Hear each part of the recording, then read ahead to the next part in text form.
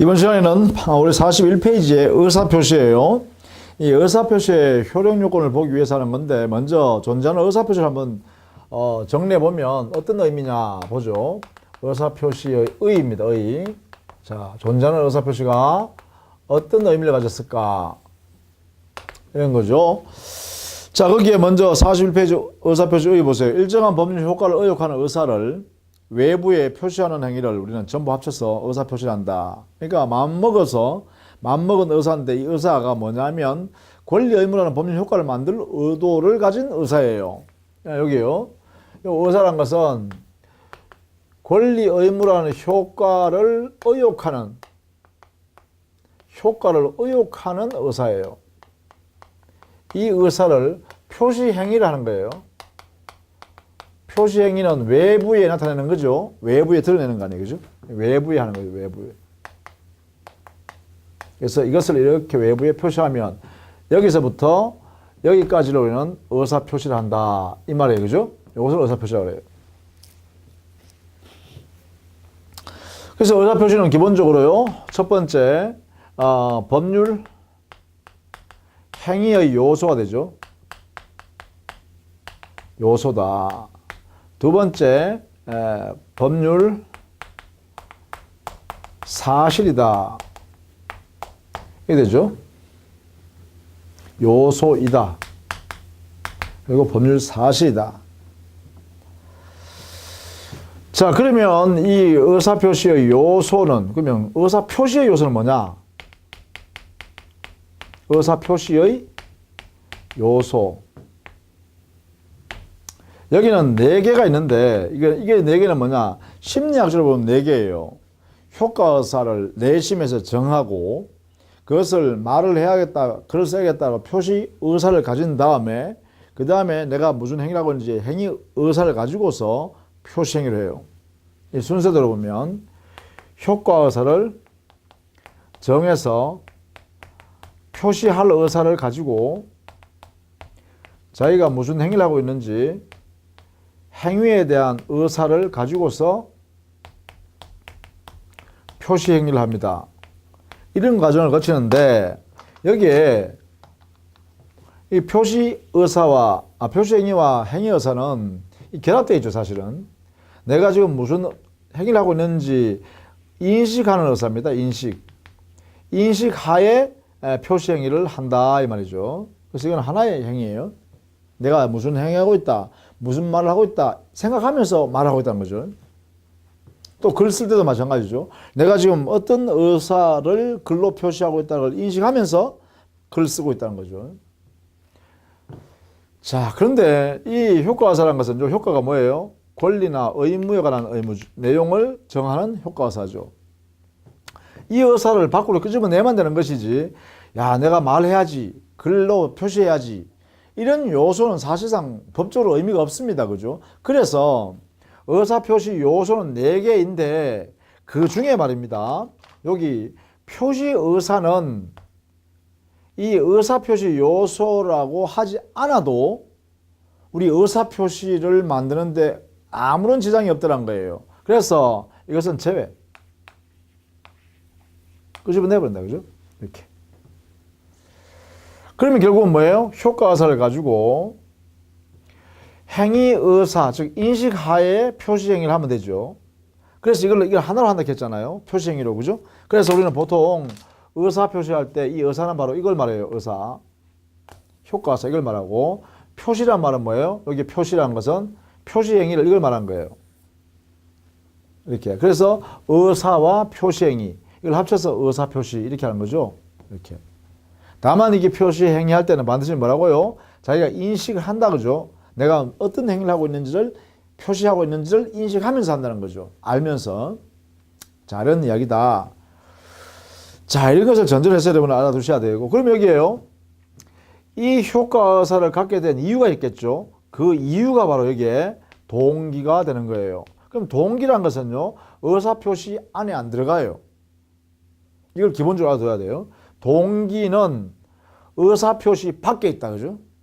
의사표시 요소가 될 수가 없다. 그죠? 여기서부터가 의사표시잖아요. 그죠? 그래서 동기는 의사표시가 아니다. 동일한 의사 표시가 아니다. 이렇게 전해야겠죠.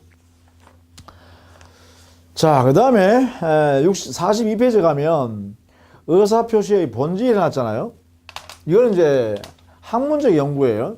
4번. 의사 표시에서 가장 중요한 게 뭘까? 핵심이 뭘까? 이것을 물어보는 거예요. 핵심이 뭘까? 여기에 요소를 보면 의사와 표시를 두 가지 나누죠. 이 의사는 내부적인 거고요. 표시는 외부적인 거잖아요. 이게 합쳐져서 의사 표시를 만들었잖아요. 그럼 이 중에 어느 것이 중요하냐 이 말이죠. 내부적인 게 중요하냐, 외부적인 게 중요하냐 이런 이야기예요. 그래서 이 의사인 내부적인 게 중요하다라는 그러한 견해들의 모임을 의사주의라 하고요. 이것은 마음먹은 표의자가 마음을 먹는 효과 의사가 가장 중요하거든 보니까 가장 중요한 의사가 표시행위에 그대로 나타나지 않는 한 그 표시행위는 아무런 효력을 줄 수 없어요. 무효예요.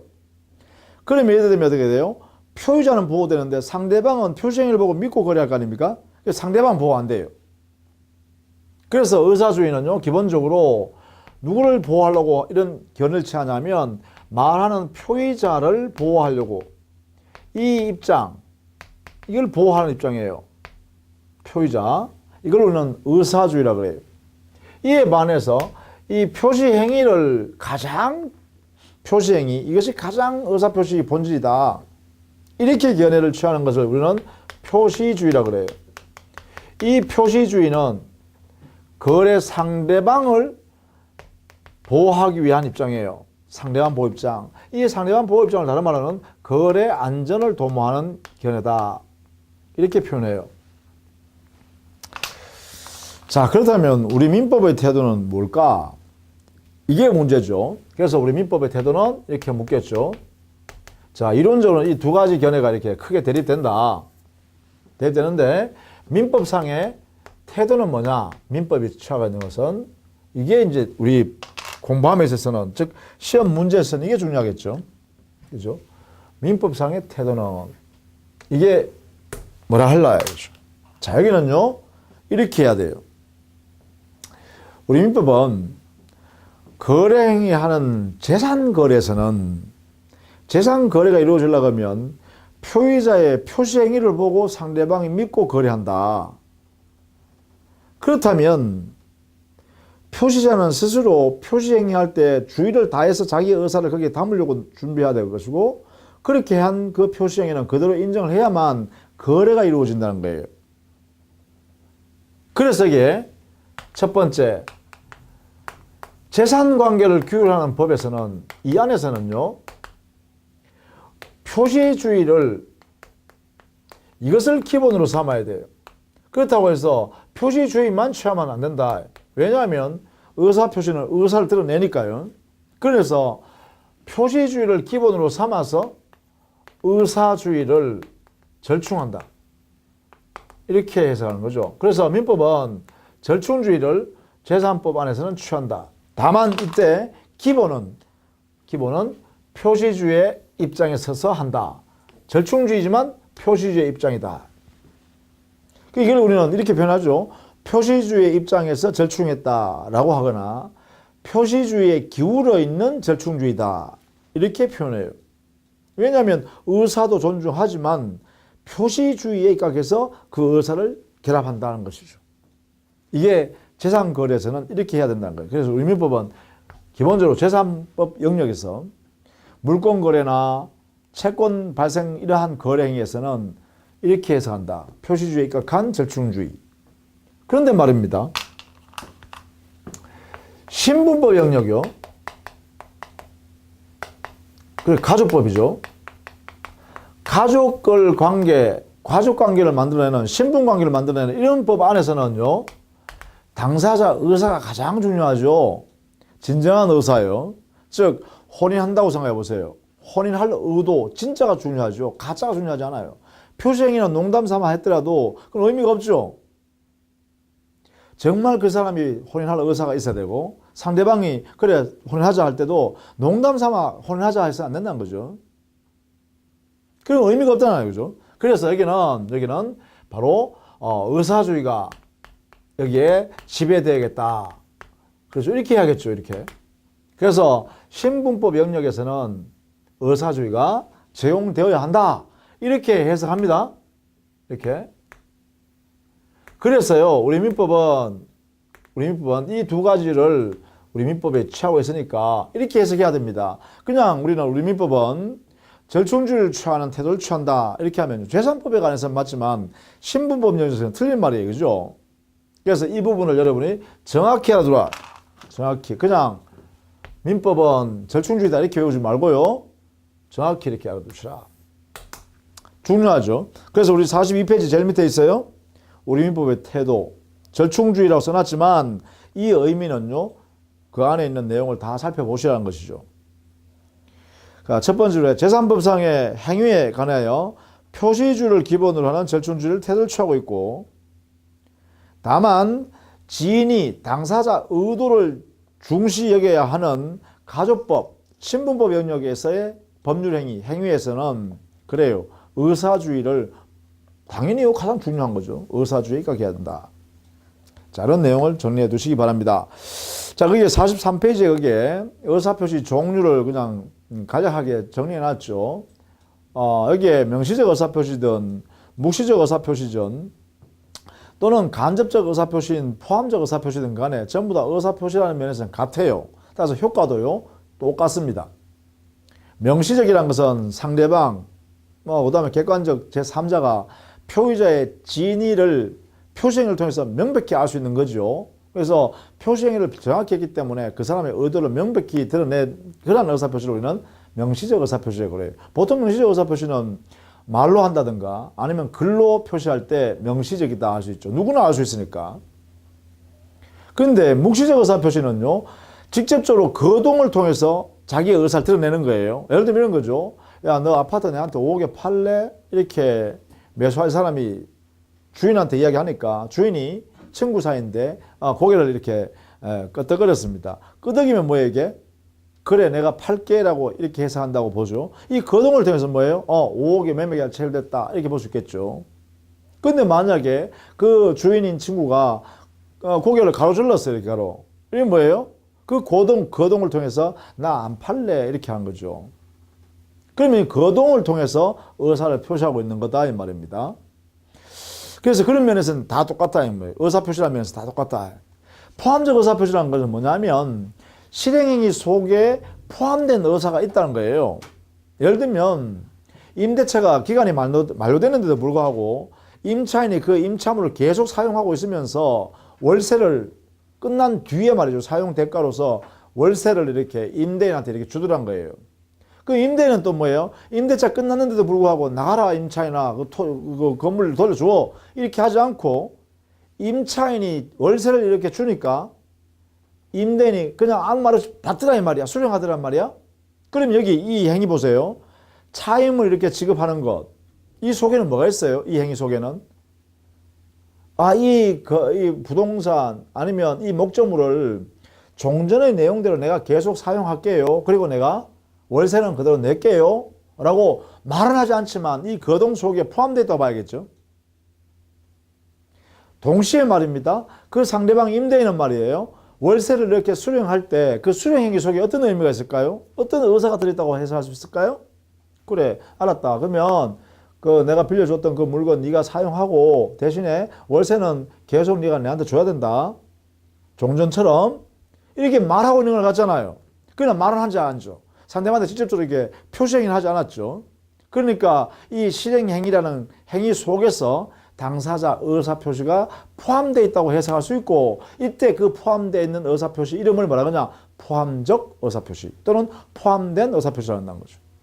그런 면에서는 뭐예요? 역시 의사표시라는 효력은 똑같다 이 말이죠. 다만 이름만 다르게 부를 뿐이죠. 그런 이야기로 보시면 되겠다. 자, 그러면 이 존재하는 의사표시요. 자, 법률행위의 효력 요건을 다시 들어갑시다. 여기에 법률행위가 성립하기 위해서는 당사자가 존재하고 목적이 존재해야 되죠. 그리고 의사표시가 존재해야 돼요. 그죠? 자, 그런데 효력 요건을 갖추려고 하면 당사자는 능력을 갖추라고 했죠. 그래서 여기는 권리 능력도 갖춰야 되고 의사 능력도 갖춰야 되고 행위 능력도 갖춰야 한다. 이렇게 했어요. 그죠? 자, 그 다음에 목적이 유효한 법령을 만들기 위해서는 확정할 수 있어야 되고 실현 가능성이 있어야 되죠. 가능성이 있어야 되고 그 다음 적법해야 되고 그리고 사회적 타당성이 있어야 되죠. 사회 질서요. 자, 마지막으로요.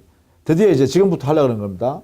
존재하는 의사표시가 유효하여 법률행위를 유효하게 만들 요건이 뭐냐? 여기는 마음속에 있는 의사, 효과의사하고 밖으로 드러내는 표시행위 있죠? 이 표시행위가 완전히 일치되어야 합니다. 첫 번째 요건입니다. 일치. 이렇게 일치될 뿐만 아니라 일치되는 이 과정에 그 표의자가요, 자유롭게 이 의사를 만들어서 표시행위로 일치되도록 해야 돼요. 그러면 일치된다 하더라도 하자가 있으면 안 돼요. 그러니까 외부로부터 부당한 간섭을 통해서 표의자가 의사를 표시했다면 이때는 온전한 의사 표시가 아니라는 거예요. 그러니까 부당한 간섭이 없어야 되는데 이 부당한 간섭은 외부의 부당한 간섭은 우리 민법상 사기나 강박에 의해서 발생하기 때문에 사기나 강박이 이 상태에서 의사표시 안에 없어야 됩니다. 사기 강박이 없을 것, 이게 하나 더 들어갑니다. 이때 우리 민법에서는 이 사기 강박을 뭐라 그러냐? 하자라고 합니다. 의사표시 안에 있는 하자다 이렇게 표현해요. 그럼 이래야 되겠죠? 하자가 없을 것 이래야 되겠죠? 이렇게 표현할 수 있다. 사기 강박 없는 상태에서 의사 표시가 일치되는 상태에서 의사를 표시하면 의사표시가 유효하고 의사표시가 유효하니까 그 의사표시가 들어있는 법률행위도 유효하다 이렇게 되겠죠. 그러면 의사표시의 이 유효 요건은 곧 법률행위가 유효하기 위한 요건이다. 그죠? 그래서 의사표시의 유효 요건으로서 첫 번째 의사표시가 일치하고 두 번째 하자가 없을 것. 이 두 가지를 갖추어야 유효하다는 거죠. 이걸 우리는 이렇게 되어 있는 이 두 가지 요건을 다 갖춘 의사표시를 뭐라 그러냐? 지극히 정상적이죠. 그래서 정상적인 의사표시다. 정상적인 의사표시니까 유효가 확정되겠죠? 이렇게. 이런 논리로 전개된다. 그죠? 그렇다면 여기에 흠이 있으면 어떡할까? 자, 우리는 이렇게 했잖아요. 권리 능력이 없거나 권리 무능력, 의사 능력이 없다. 의사 무능력, 그러면 뭐라 했어요? 무효가 된다. 이렇게 했죠. 근데 이게 행위 능력이 제한되어 있으면 어떻게 하죠? 행위 능력이 제한되어 있어요. 이걸 뭐라고 제한 능력자라고 했죠? 미성년자, 피성년 후견인, 피한정 후견인, 그래서 제한 능력자라고 했죠? 이 사람의 경우는 그래, 법정 대리인의 동의를 받거나 아니면 대리인이 행위를 해야 되잖아. 그런데 동의도 받지 않고 지 혼자 덜렁 나가서 거래행위했다면 이때는 뭐 했어요? 취소할 수 있다. 이렇게 했죠. 그래서 우리는 이렇게 법 효과를 부여했습니다.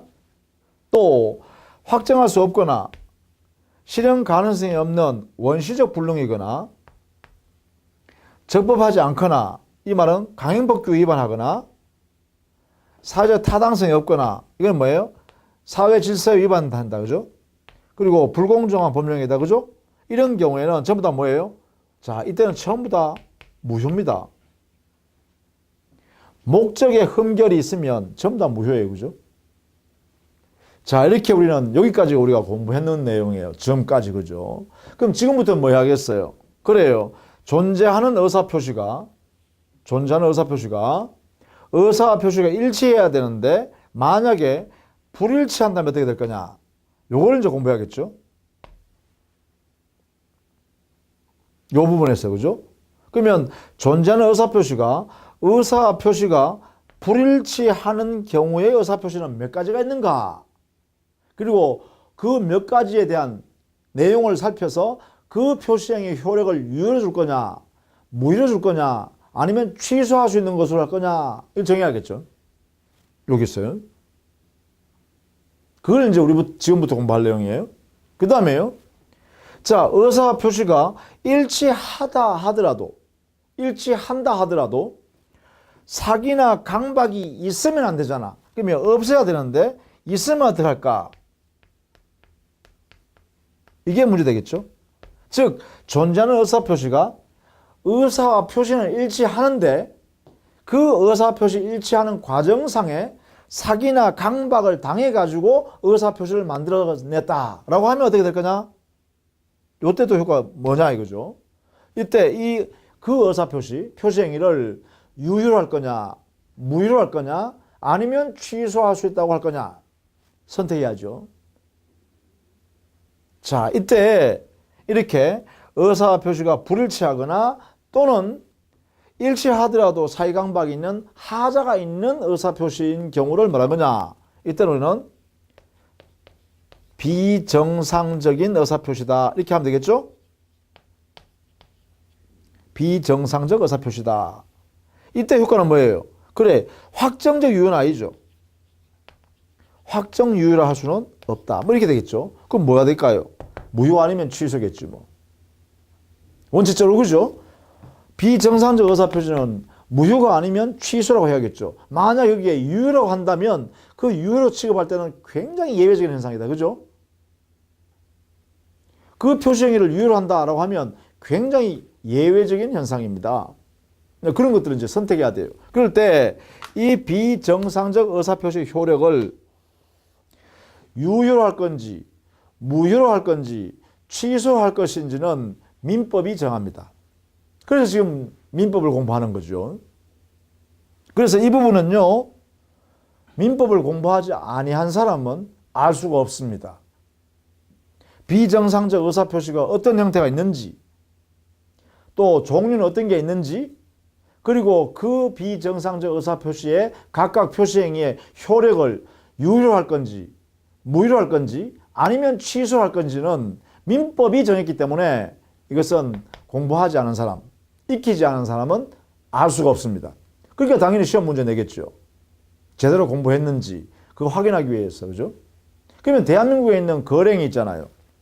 재산 거래행위는 전부 다 이 의사표시를 하는 거 아닙니까?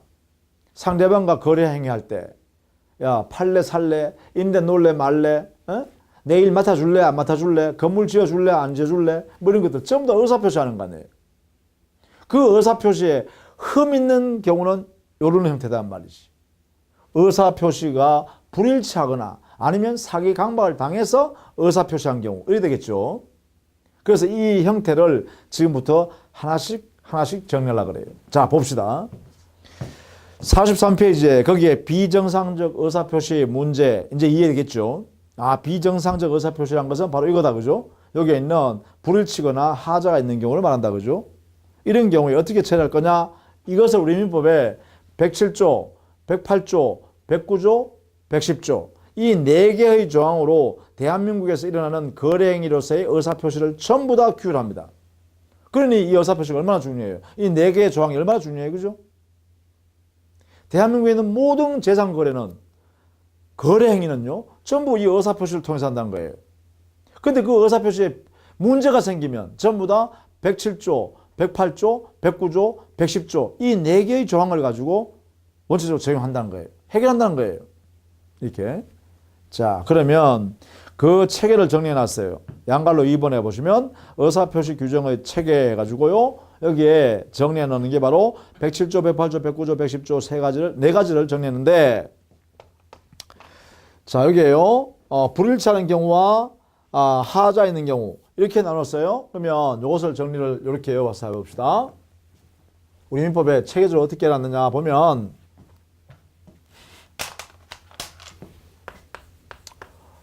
비정상적인 의사표시를 우리 민법은 107조, 108조, 109조, 그리고 110조 이렇게 하나, 둘, 셋, 넷 4개의 조항을 다 정리해요. 자, 그럼 여기서 이렇게 꺼가지고요. 앞에 거 있는 요 3가지, 그리고 요거 1개. 이렇게 달라져요. 이게 뭐냐? 비정상적 의사표시 유형은 2가지를 했죠? 의사와 표시가 불일치하는 경우하고 일치하더라도 하자가 있는 경우라 했습니다. 불일치하는 경우 여기가 107조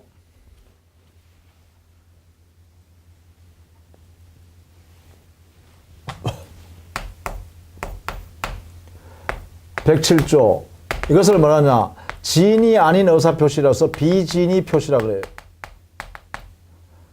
그 다음 108조 통정 허위 표시라고 합니다. 통정 허위 표시. 그 다음 109조 착오에 의한 의사를 표시했다. 이렇게 합니다. 불일치하는 형태입니다. 불일치하는 형태. 세 가지예요. 진이 아닌 의사표시, 통정의 표시, 착오로 인한 의사표시. 그럼 여기에 하자인 의사표시 사기강박당한 것은 뭐예요? 110조 사기나 강박에 의한 의사표시. 이렇게 규율한다는 거죠. 자, 우리는 그러면 공부해야 될 내용이 정해졌어요. 도대체 어떤 경우에 의사표시가 불일치하다 하여 비진이 표시를 할 거냐. 요건을 알겠죠? 그러면 요건을 알고 나면 그 다음엔요. 이 표시의 효과는 이게 뭘까? 효과. 공부해야겠죠? 그럼 결국은 이렇습니다.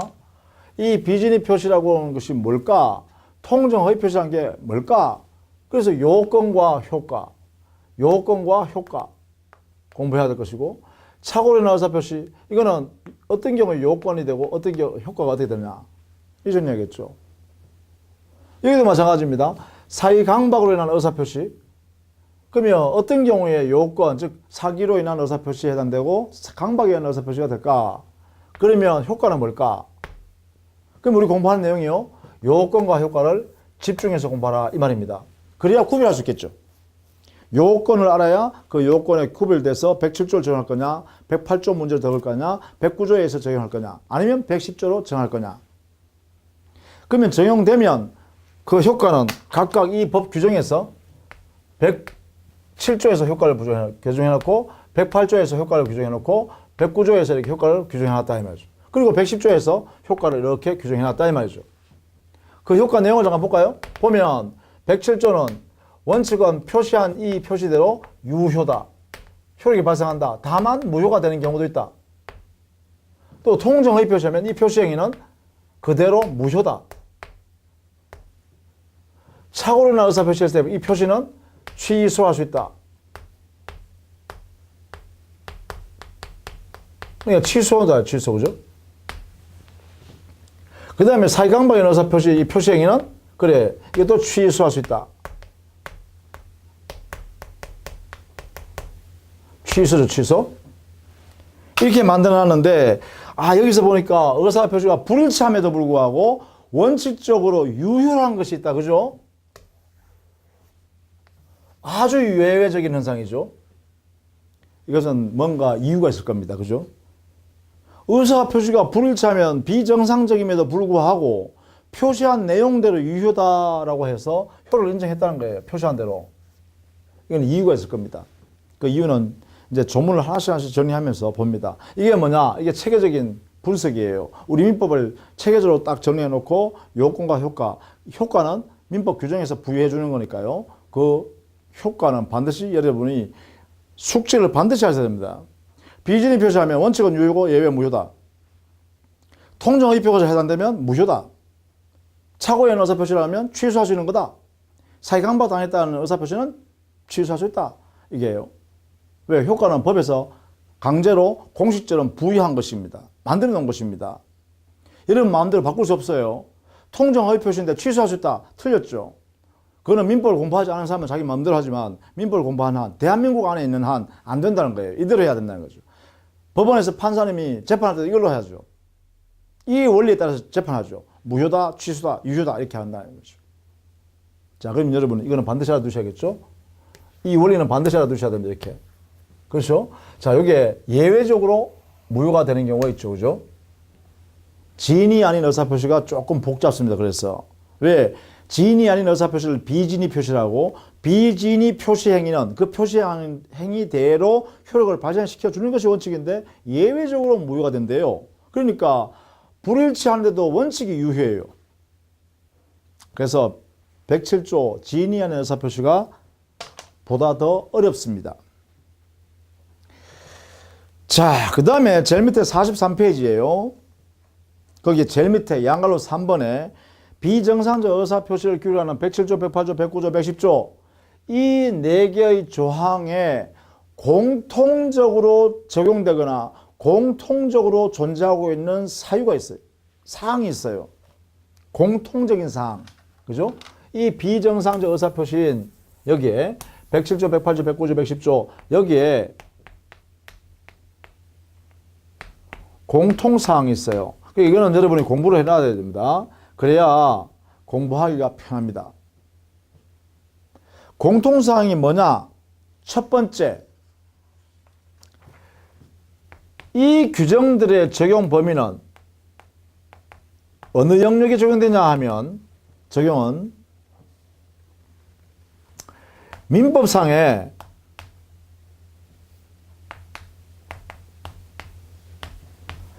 재산권에 관한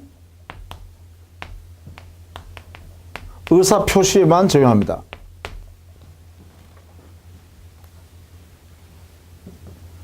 재산권에 관한 의사표시에서만 107조, 108조, 109조, 110조에 있는 비정상적 의사표시를 규율하는 이 규정이 적용됩니다.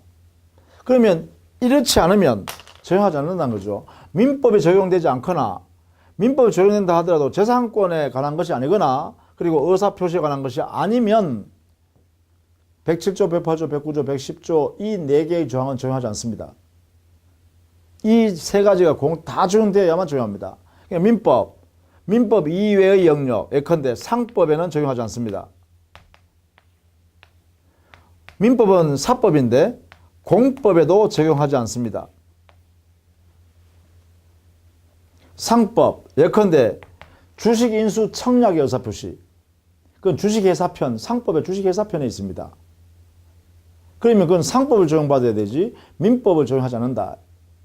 그 다음에 공법, 예컨대 행정법의 영역에서는 이 내용이 적용되지 않습니다. 또한 소송법 영역에서도 이 내용이 적용되지 않습니다. 이거요. 자, 공법에도 적용하지 않는다. 그 다음에 재산권에 관한 의사표시가 돼요. 민법이 적용된다 하더라도. 그러면 민법은 재산법과 신분법인 가족법이 있었죠. 따라서 신분권에 관한 의사표시 또는 가족권에 관한 의사표시 여기에는 적용하지가 않습니다. 뭐 혼인 한다든가 혼인의 의사표시라든지 이혼의 의사표시라든지 또 인지의 의사표시라든지 입양의 의사표시라든지 또 파양의 의사표시라든지 이런 의사표시에는 적용하지 않는다. 신분권에 관한 것이니까 원칙적으로요.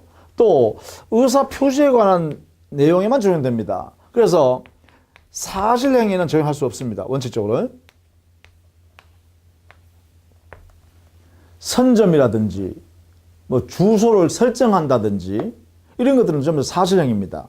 사실적으로 어떻게 행위하는 그 자체를 말하는 거죠.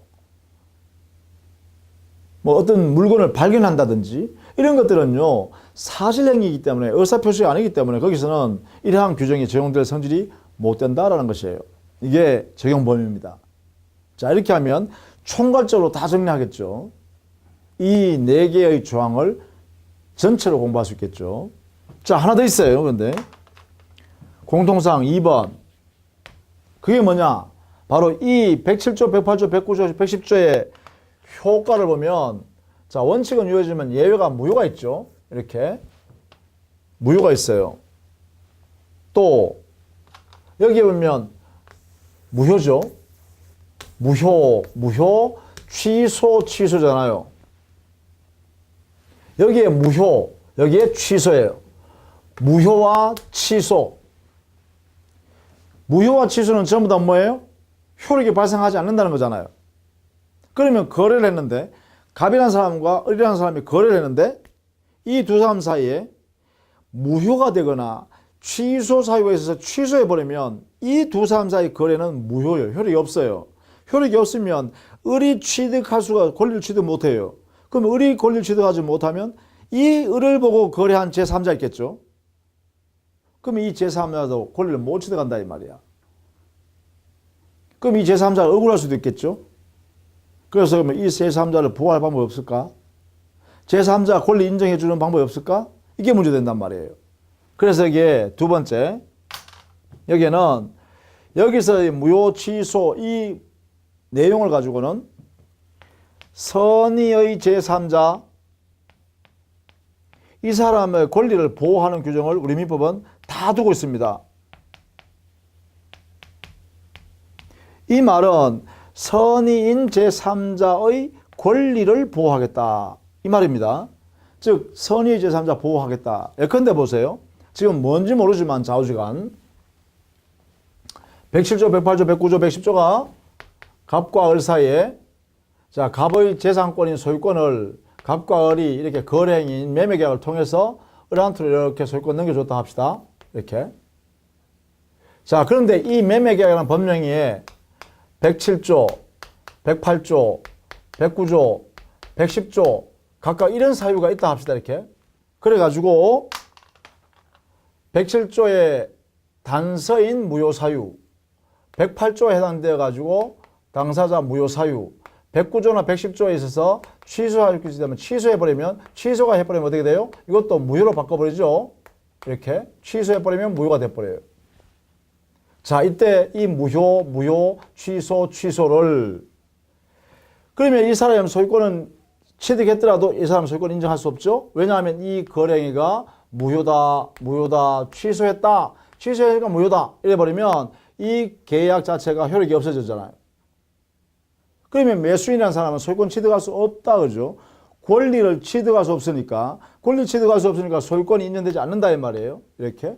자 그런데 이 소유권이 부동산이라면 등기를 이렇게 공시했을 거예요. 그래서 갑은 대금을 받고 소유권 이전 등기 전에 이렇게 했을 거란 말이죠.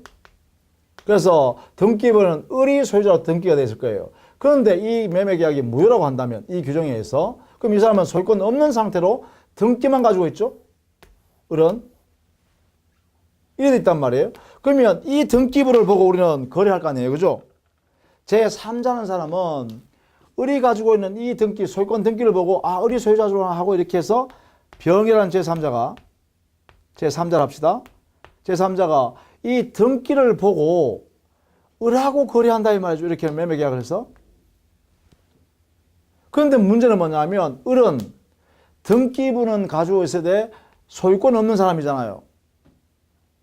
소유권이 없으니 이 병도 을한테 대금을 지급하고 자기 앞으로 소유권 등기를 이렇게 가져왔을 텐데 이미 이 등기에는 소유권 없는 상태의 등기니까 이 병도 소유권 취득할 수 없는 상태의 등기가 이래 오겠죠? 자, 이때 이 제3자요. 이 제3자가 억울하다 이 말입니다. 저기 을에게 등기가 있어서 나는 을로 믿고 거래했는데 지금에 와서 병 너는 소유권 못 취득한다 라고 하면 너무 억울하다는 거예요. 그래서 이 사람을 보호해달라는 거야. 제3자 보호. 이 사람 보호해달라는 거예요. 이 사람 보호해줄 방법이 없냐? 이 보호해주는 규정이 우리 민법에는 여기는 있다 이 말이에요. 여기는 있다. 이 보호 규정이 있으니까 어떤 내용을 보호하냐? 이 매매할 때, 매수할 때 너가 선의의 제3자 병이라면 너는 소유권 인정해 줄게. 이렇게 돼 있다는 거예요. 이렇게. 자, 여기에요. 을이 소유권 없는 사람인데 매매를 통해서 승계 취득은 원래는 못한다. 승계는 못한다. 이렇게 소유권을 못 취득해요. 그런데 우리 민법 보호 규정을 별도로 두고 있으니까 너는 그 요건인 선의 상태에서 매수했다면 너는 소유권 인정해 주겠다고 소유권 보호 규정을 두고 있다는 것입니다. 이 법 규정에서 이 사람은 소유권을 인정받을 수 있다는 거예요. 이게 뭐예요? 선의의 제3자 보호 규정이다. 이게 있다는 거예요. 공통적으로 있어요. 여기 전부 다. 여기에. 자, 요걸 그래서 중요하다. 선의의 제3자 보호해주는 규정이 존재하고 있다. 이렇게요. 자, 더 나아가서 여기에요. 우리 판사님은 이 선의의 제3자의 선이란 것은 우리 판례가요. 제3자는 가만히 있어도 너는 선의인 걸로 추정해 줄게. 이렇게 했어요. 그러면 제3자는요, 가만히 있어도요, 이 권리가 보호된다는 거죠. 그러면 이것을 부정하는 사람, 제3자의 권리를 부정하려는 사람이 어떻게 해요? 야, 제3자 병 너는 선의가 아니잖아. 너 악이잖아. 너 거래했던 을이라는 사람이 소유권 없는 거 뻔히 알면서 너 거래했잖아. 그러니까 너는 소유권 못 취득해. 이렇게 증명을 해야 돼요. 이게 바로 선의의 추정 규정이다. 이렇게 합니다. 그래서 이걸 우리 판례가 추정을 해주니까 제3자 보호가 더 강화되죠. 그래서 여기 이 사례로 그럼 이야기한다면 이 병이라는 사람은 을과 이렇게 매매 계약할 때 얘에게 소유권이 없다는 사실을 얘는 모르고 거래했다라고 추정해 주겠다는 거죠. 추정해 주니까 어떻게 돼요? 원칙적으로 병 제3자는 소유권을 가지고 있다라는 것입니다. 그러니까 여기에 있는 갑이라는 이 사람이 자기가 소유권을 다시 회수하려고 그러면 어떻게 해야 돼요? 이 병이라는 사람이 선의가 아닌 악이라는 사실을 이 갑이 입증해야 된다. 그죠? 입증 책임이 이렇게 따른다 이 말이에요. 입증 책임이란 판사를 설득할 책임이라 했습니다. 이렇게요. 자, 이게 뭐냐? 비정상적 의사표시의 공통상의. 이렇게요. 자, 여기까지입니다. 의사표시, 존재하는 의사표시, 그리고 비정상적 의사표시까지 정리했어요. 비정상적 의사표시의 공통사항. 107조, 108조, 109조, 110조인 이 네 가지를 조문은 비정상적 의사표시의 유형에 따라서 규율하는 법 조문인데 여기에는 두 가지의 공통사항이 똑같이 있다. 요 두 가지를 반드시 알아두시자. 그러면 공부하시기가 앞으로 점점점 쉬워진다. 이런 이야기예요. 자, 다음 시간에는 드디어 구체적으로 의사표시가 불일치하는 유형으로서 107조 비진의 표시, 108조 통정의 표시, 109조 착오로 인한 의사표시, 이 세 가지를 하나씩 요건과 효과를 구체적으로 검토해 보도록 하겠습니다. 자, 수고 많으셨습니다.